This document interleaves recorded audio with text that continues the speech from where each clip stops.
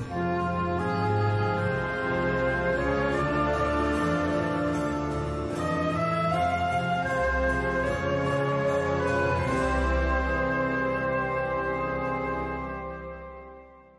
been World of Warcraft lead quest designer during Mists of Pandaria, and how do you deal with storytelling in a completely different game where you don't have that much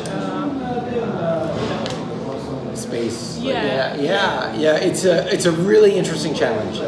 I think with Hearthstone, it's less about having stories that have a beginning and a middle and an end. It's more about creating an environment and a theme and a mood. So for instance, the Witchwood, we really wanted to create a spooky environment, like kind of a suspense, scary kind of set. And we wanted all of our cards, be it with their art or their name or their abilities, to really capture that spookiness. So that's the most important thing in Hearthstone. But we do have an opportunity to do a little bit of storytelling, especially with the mission mode. And that lets us do things like, for example, in the upcoming Monster Hunt, we have these 4 Monster Hunter characters, and we get to spend a little bit of time with them. They have some cool voiceover, they talk to each other, they talk to the monsters. They have their own personal nemesis that you fight at the end, and so you get a little bit of story that way. And we have a lot of story buried in the Witchwood in that context, and so that's kind of fun for players. And I said, we usually don't get to have a beginning and a middle and an end, but with the Monster Hunt you do. In the case of the Monster Hunt, if you can beat the Monster Hunt with all 4 characters, you unlock the final challenge. It's a bonus fight where all 4 Monster Hunters team up against Agatha. And so we get something that we really didn't have with Kobolds and Catacombs, which is a big climactic final boss fight. And it's you 4 against Hagatha, and Hagatha has like 100 health, and she's doing her ability and everything.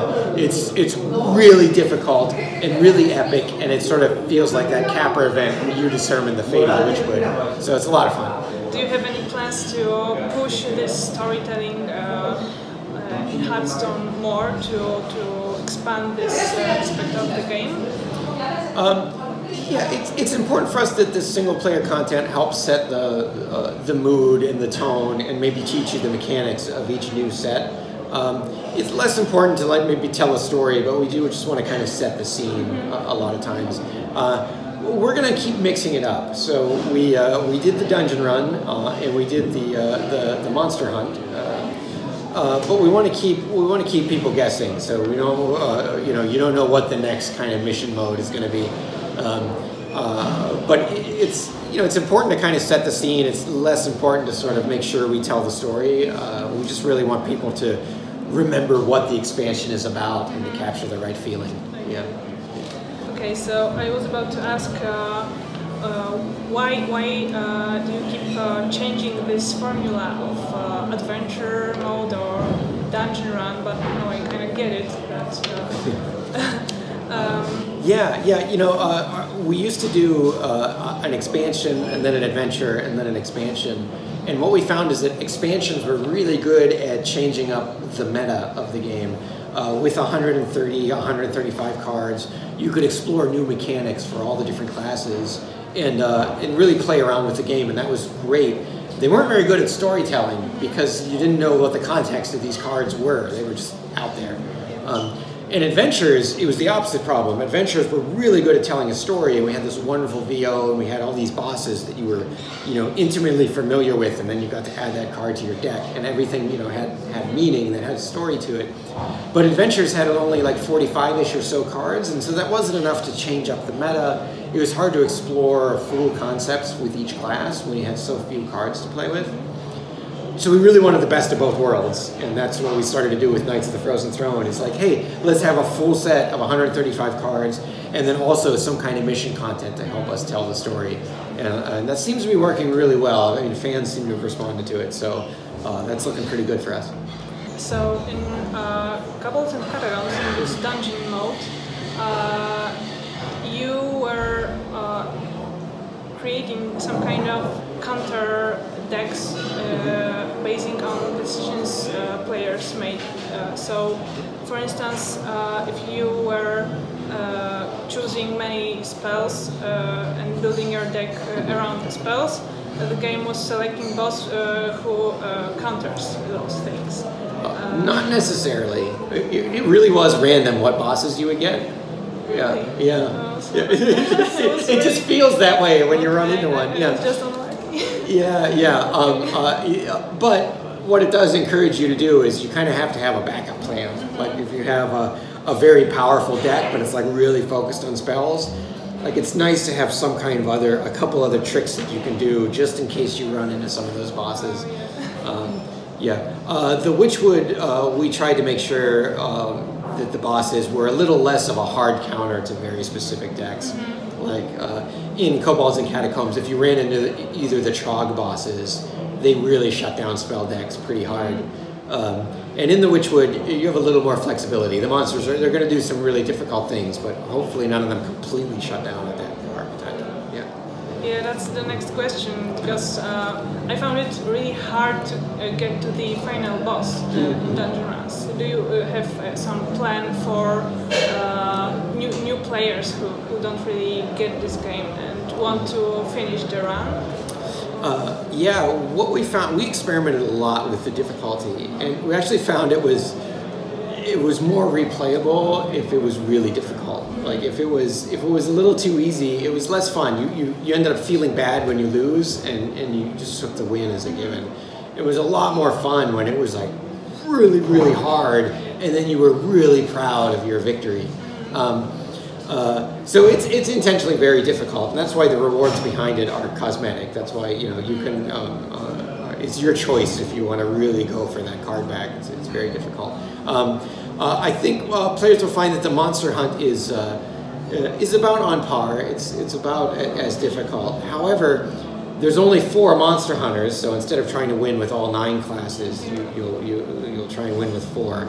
Something else we do in the monster hunt that you'll be relieved to hear.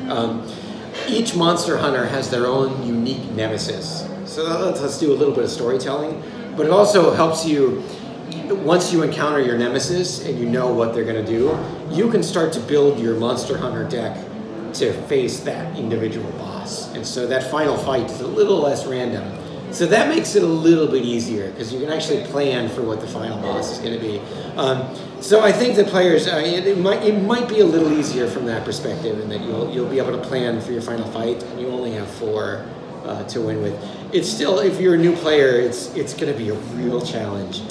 But I do find with both the dungeon run and with the monster hunt, it does help players learn. They get to learn what all these mechanics do, and more importantly, you sort of learn synergies with your deck.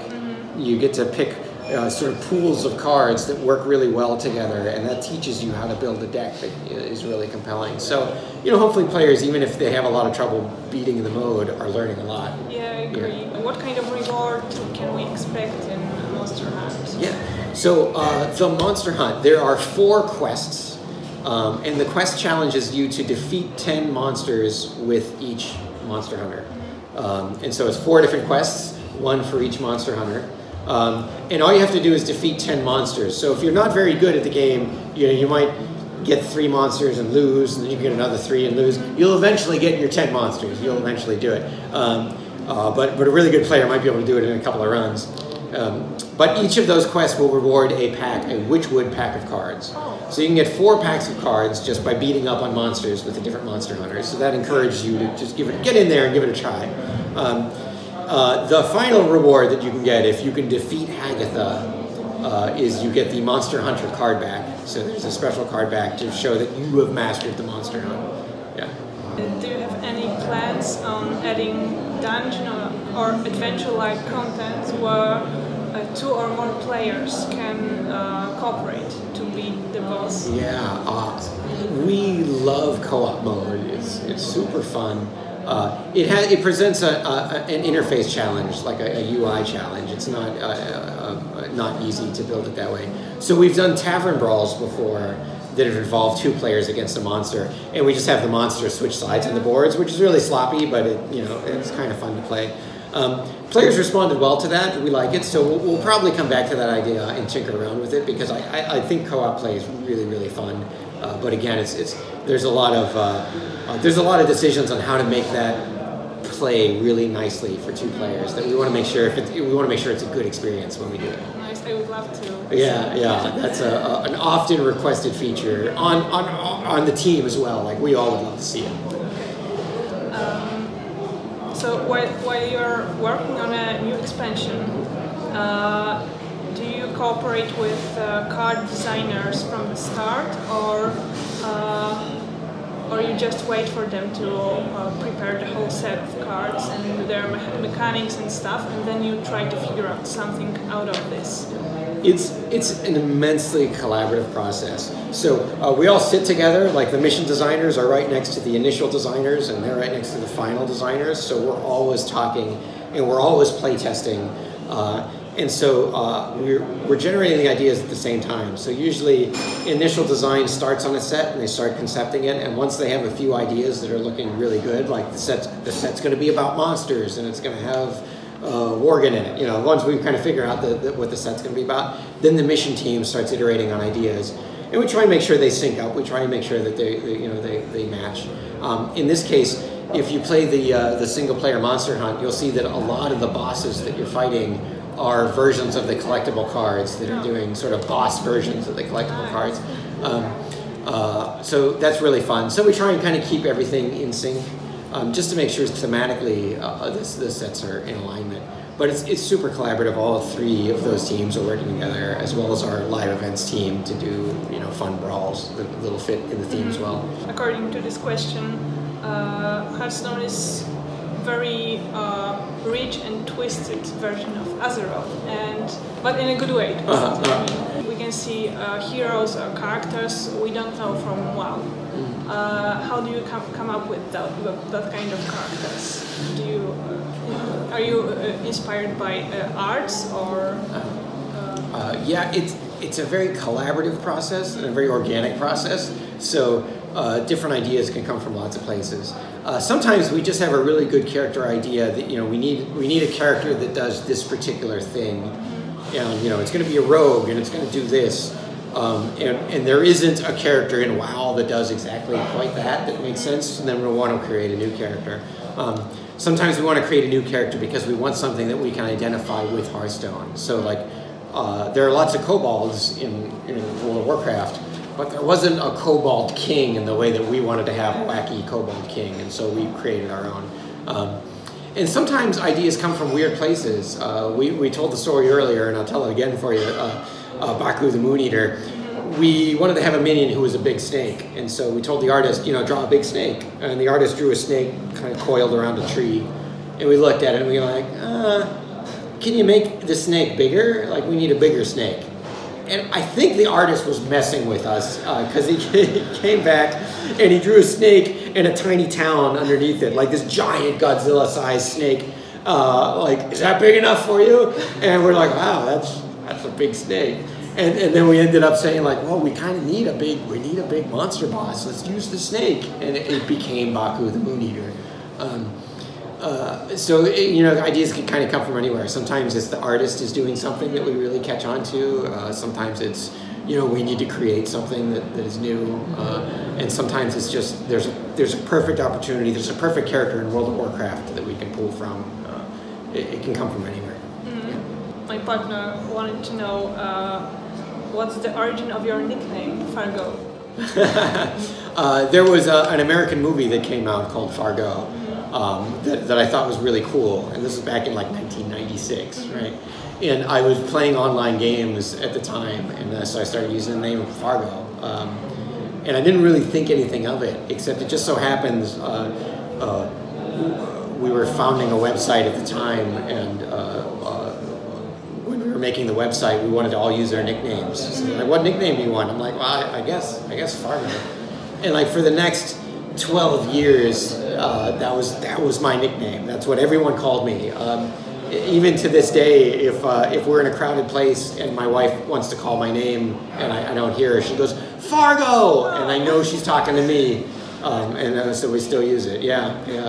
It's not much of a story, but it's my name. But it's nice and a lovely movie. So. It is a lovely, but it's so dark. It's such a twisted movie. Yeah. But very warm. Yeah, much like Hearthstone. It's twisted, but it's warm. Yeah. Yeah.